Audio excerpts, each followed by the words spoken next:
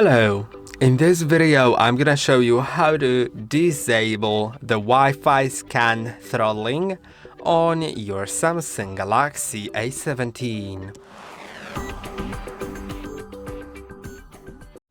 Wi-Fi scan throttling is a thing that is automatically by default enabled on your phone, and it limits how often apps can check for available Wi-Fi networks. If you are not connected to anything, then apps that you're using can request checking if there is any network available, and it's just because they want to connect to the network, and by default it's limited, so it uses less power because every time it checks for Wi-Fi it uses some power, but sometimes you just need them to connect faster, need Wi-Fi to connect faster, and like the internet itself, it's not gonna be faster, but like the auto connection to the Wi-Fi is gonna happen quicker, or reconnection if you're switching networks, going out or going into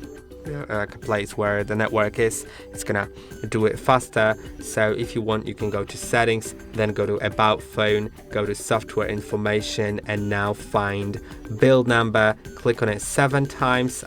You can see I already have developer mode enabled, but after clicking on build number 7 times you'll be asked about your screen lock.